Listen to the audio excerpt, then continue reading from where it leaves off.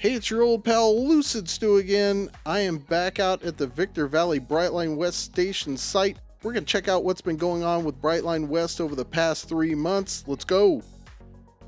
I live here in Southern California, so we will start there at the southern end of the Brightline West route in Rancho Cucamonga. Here we are at the Rancho Cucamonga 8th Street station, which will eventually be the Brightline West SoCal station as well. There will be a viaduct from Interstate 15 a mile away to there, and then the station will be elevated. To make way for all of that viaduct along 8th Street, they will need to relocate the power transmission lines that run through the current station.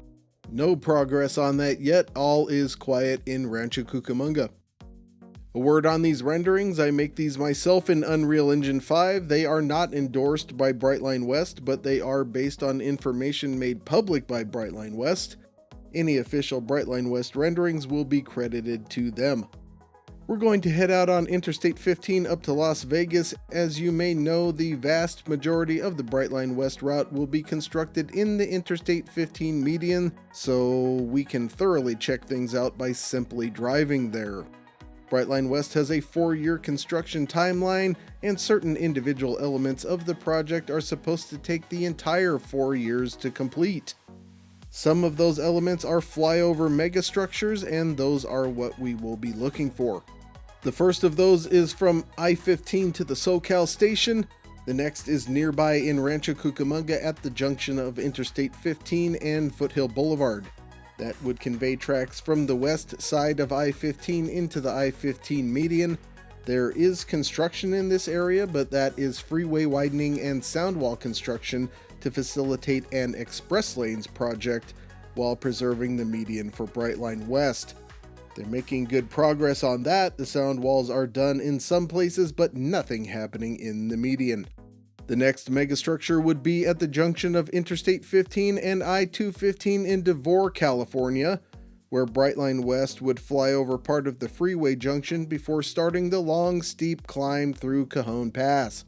Here we are heading into that junction, and you can see that there is no activity there either. We're now in the high desert at the future Hesperia station site near Joshua Street. The station sites are obvious places to look for activity, but there is currently none there. Despite that, this spot could eventually look like this. On my trip, I saw Caltrans working in the median in several different locations, but here at Main Street in Hesperia, a different group was at work. This is likely Brightline West geotechnical work, which they had announced a couple of different times on their website in that area in the past couple of months. Another place to look for early activity is near the future Victor Valley station site at Dale Evans Parkway in Apple Valley. Here, the northbound lanes of I-15 will need to be reconstructed so that they can fly over a rail spur that will lead to a maintenance of way facility there. That will also increase room in the median for the future platforms. However, there is no activity on I-15 there currently. We opened at a windy Victor Valley station site. This is an important area because right-of-way prep and track laying in Southern California will emanate from there to the north and south. However, at present there is no activity at that site. Then our last location in Southern California, Barstow, near Main Street, where a very impressive viaduct would fly over Main Street and BNSF's Southern Transcon, but once again, nothing is happening there yet. The conclusion is that heavy construction still has not started in California. Let's jump ahead to Nevada and see if the situation has changed there. But before we do that, let's take a burger break. Hey, it's your old pal Lucid Stew again with an obligatory lunchtime burger break. I've got In-N-Out right here. I'm going to give you one tip on In-N-Out. Their fries. They're not all that great plain. So what you want to do is you want to order them animal style, and what that means is that is fries with a slice of cheese, the spread that they put on the burger, and grilled onions. If you don't like any of that stuff, my recommendation would be do not get the fries unless you're going to dip them in a vanilla shake. Otherwise, skip it. All right, burger break out. Just north of Prim and the state line, a temporary water main has been laid out adjacent to Interstate 15, and that extends about 25 miles to Sloan. They may have been working on that when I was out there last August, and some of it was definitely down last November, but it wasn't continuous and it wasn't clear what it was for. Now it's pretty obvious that this is for water delivery along the test track portion of the project. If you don't know, a big component of construction will be building a test track from Sloan to the California-Nevada border that will facilitate train testing and certification. That is a critical path element like the megastructures we've talked about so far, and that whole process is also scheduled to take the entire 4 years. They're getting ready for it now. While you appreciate the sheer length of this temporary pipe, let's talk about news in the last month. Brightline West had an investor call early in March of this year, 2026, where they indicated that they're still waiting on the $6 billion railroad rehabilitation and improvement financing loan from the federal government that they applied for in October of 2025. They're also working on a loan from several banks to the tune of $4 billion total. The banks want to see the federal loan, the feds want to see the other financing completed, so it's kind of a catch-22. But the gist from Brightline West is that the financing is still progressing. The Nevada Department of Transportation has required Brightline West to show full project financing before NDOT will issue a permit to use the I-15 right-of-way in Nevada, so this is a huge project linchpin. Keep crossing your fingers on that. Regardless of that, Brightline West does have available funds and they are moving ahead with some construction outside of the freeway right-of-way. Now we are coming into the Sloan area. Along with the water pipes, they've set up these white cargo container looking things next to the freeway at fairly regular intervals. The pipe appears to run through those, so I'm surmising those are pumps. Anyone with construction experience, feel free to weigh in on this in the comments. We will also be looking at this area in the future because, like Southern California, there will be a rail spur out of the median here, and I-15 South will need to be rebuilt over it. Sloan is the future site of the Brightline West Vehicle Maintenance and Operations Facility. As you can see, that water pipe continues along Sloan Road to the VMF and Ops site. All that evidence combined clearly points to the pipe being Brightline West related. At the Sloan site, we now have some mobile elevated water tanks. I did not witness any activity there on 2 different days.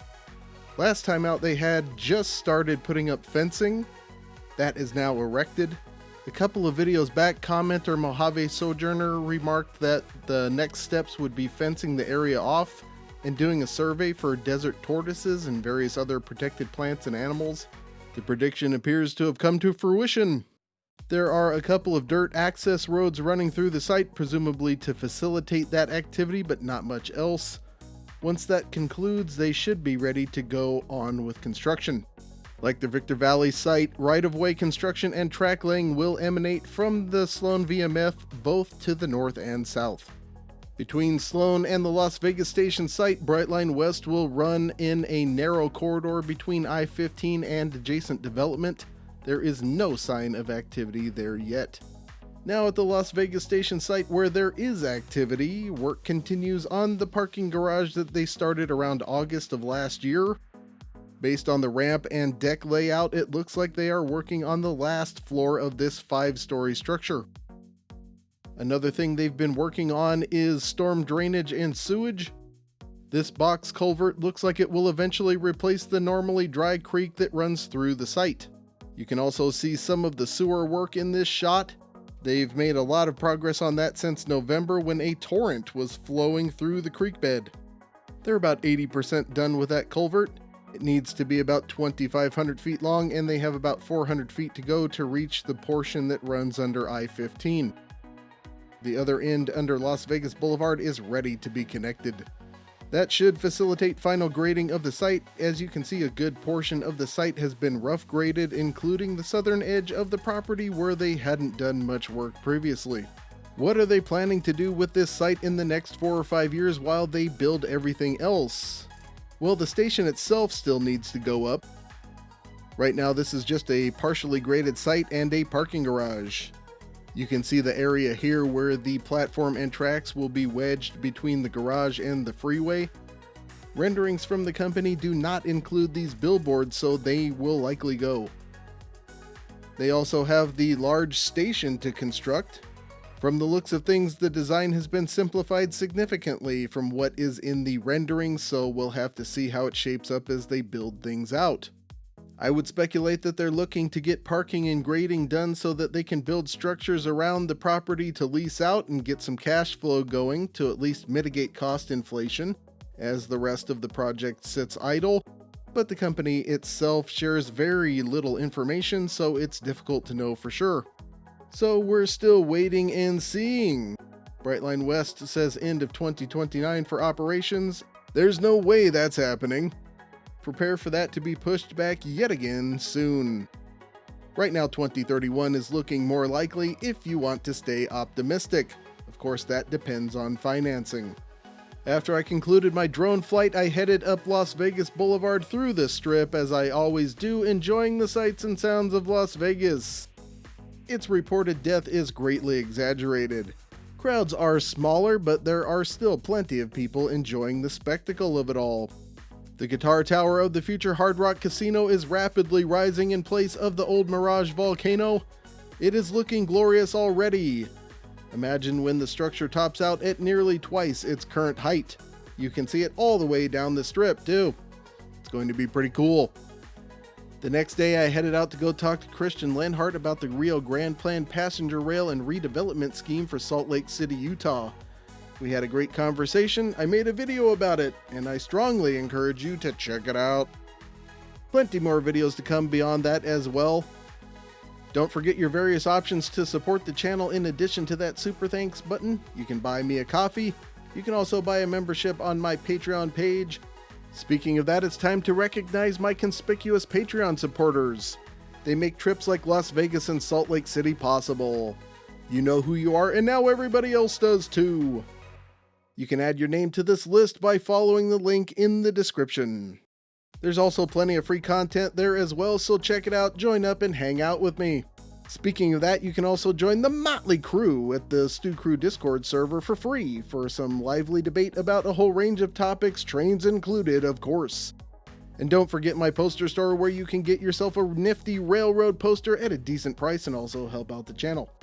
Unless heavy construction starts in earnest soon, I will be back out in Las Vegas in another 3 months for your next update, but that's all for now. Until next time, I'll see you on that big, beautiful freeway.